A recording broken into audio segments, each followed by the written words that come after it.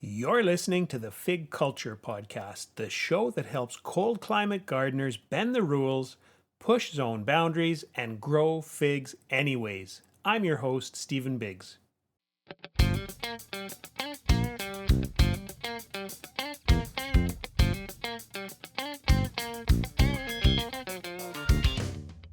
What does it take to grow a 12-foot fig tree and harvest hundreds of figs in south central Pennsylvania? For Will Pananes, the answer involves a homemade heat tube, some careful winter wrapping, and, as he puts it, being a little crazy. Will grows figs in the ground in USDA Zone 6B, and instead of allowing the trees to freeze back each winter, he protects the above ground growth using a heat tube that's made with an incandescent light bulb enclosed in a metal pipe. Will and I have been in touch for many years, and this interview originally aired on the Food Garden Life show in 2020, and I've continued to follow his system as he's refined it. You'll also find pictures of Will's trees and his winter protection method in the upcoming revised edition of my book, Grow Figs Where You Think You Can't. In this conversation, Will explains how his heat tube system developed, how he protects trees of different sizes, and why growing figs in cold climates sometimes calls for a little ingenuity. Now, here's my chat with Will. Why don't we start out, Will, just by talking about what your climate's like? What are your growing conditions? Well, we're in growing hardiness zone 6B, but I tend to have a couple rules where I always plant my fig trees close to the house.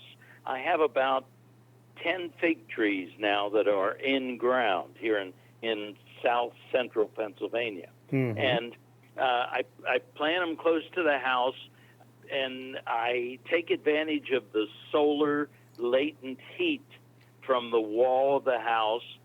And I also find putting it close to the wall makes electricity easily accessible so that I can have some warmth in the wintertime. And in a minute, I'll ask you about the winter, but why don't we also talk about how you got into growing figs? Well, that's interesting. Through my father and grandfather and maternal grandfather, they both grew figs. Now, my maternal grandfather, it's interesting, he always wrapped his figs. My father and mother, who were great, they had a farmette, and we grew 50 fruit trees, and we had grapes, and we had a large vegetable garden and flowers, and we had a date tree, and we had this fig tree. But we operated a family business, and our biggest season was Christmas.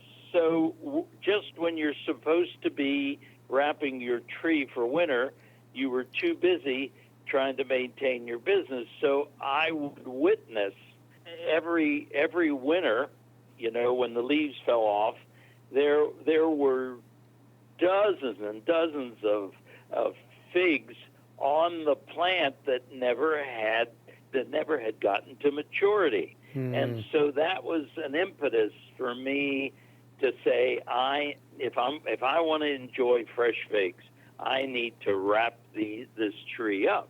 So I started wrapping, and by the way, my father's tree this year is 70 years old, so I still have a cutting from it, and I have a big tree, and I enjoy it. And of course, so I started wrapping all my trees, and then we started to get some wild winters where we had periods of 0 degrees, and they extended for several days, and that's too much for a fig tree. It will freeze to the ground. So I said to myself, and that's what brought about this heat tube idea, I need to put some sort of heat. And I did experiment with, I went out and got these heaters you put in your gutter to keep them keep ice from building up in your gutter. Yes. And that didn't work very well. And I started ending up using a light bulb. So the first year, I just used a regular light bulb, and that spring, when I uncovered the tree, I was in shock when I saw a hole burnt into the burlap. In other words, I had trimmed the tree, pruned it, pulled it together, wrapped it in burlap, and put this light bulb underneath. Well, it burned a hole in there, and I'm thinking, I don't want to burn a tree down. So I came up with this idea of a heat tube where it would enclose this light bulb. Now, what wattage am I using? I'm using pretty much at this point 60-watt incandescent. Of course, you can't use LED. Right. Incandescent, 60-watt, and I use rough service, which is a light bulb that the filament inside is supported, has an extra support in there so that it's rough service, because you don't want the light bulb going out in the middle of a freeze. I get an exhaust tube from a hot water heater, which is 3 inches in diameter. I don't want to use the big tube, the 4-inch tube, but I want the which you get a lot with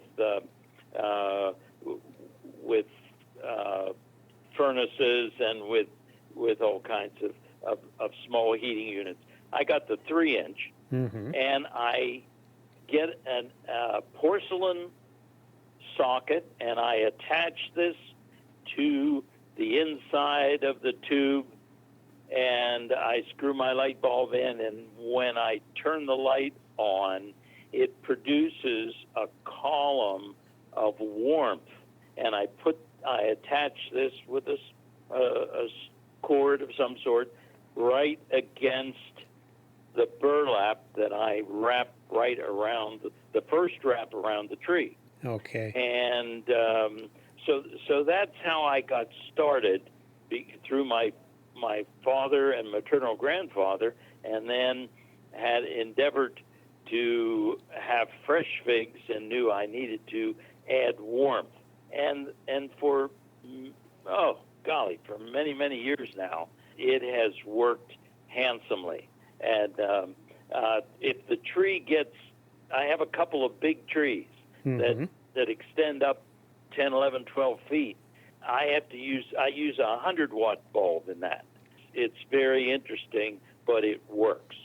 And what switches on the light bulb? Does it only go on in cold weather, or is it on all the time?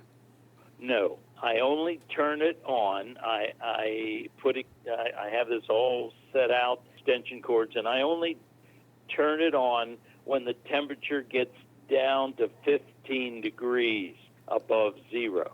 And then I keep it on 24/7 until the temperature comes back up to 20 degrees. And then I turn the bulb off. And so now you said about 10 trees like this? And About 10 trees, yes.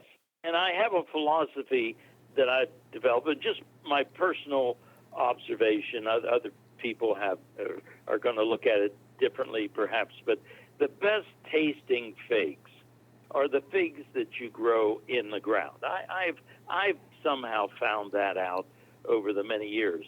And I've also found that the darker varieties have more distinct taste, the darker varieties of figs. So I tend to, yes, I do have a Marseille fig, which is a very light fig, and it's sweet, very sweet and delicious, but I miss the flavor of it. So I like the darker varieties.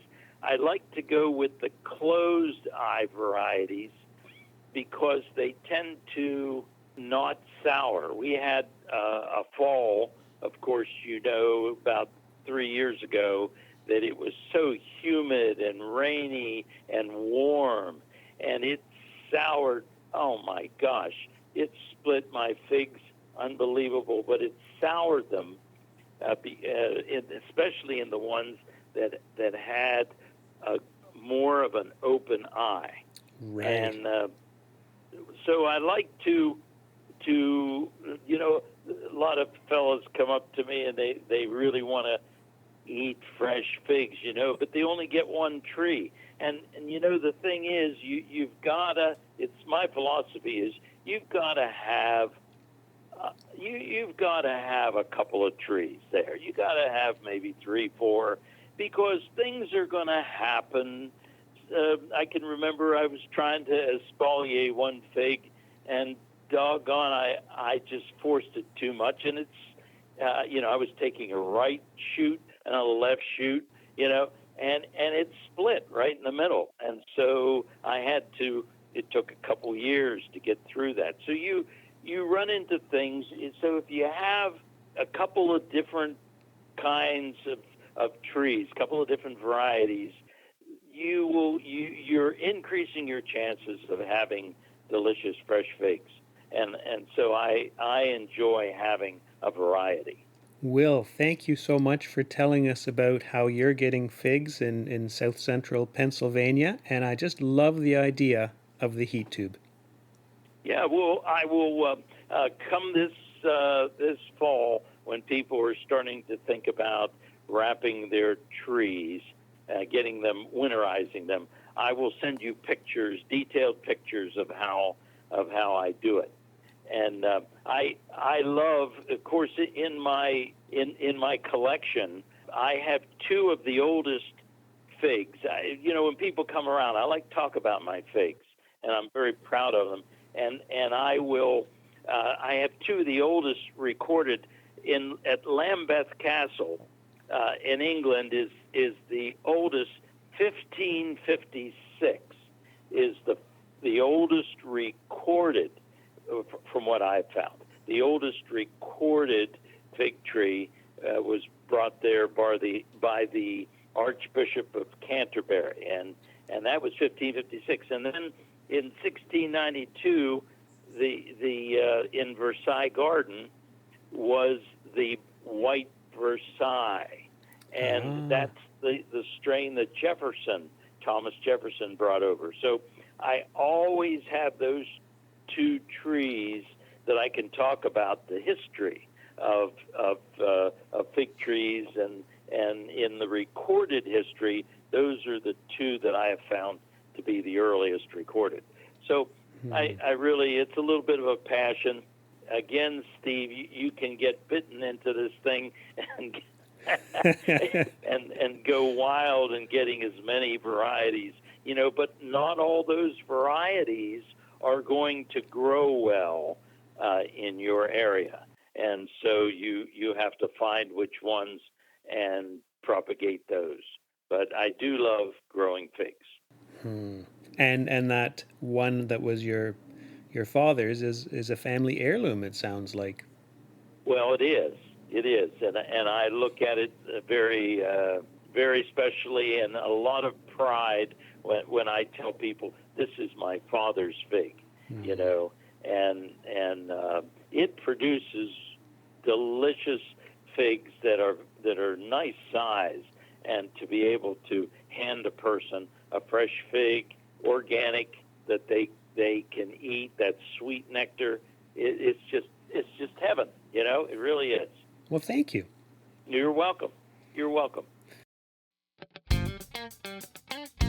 You're listening to the Fig Culture Podcast. I'm Stephen Biggs.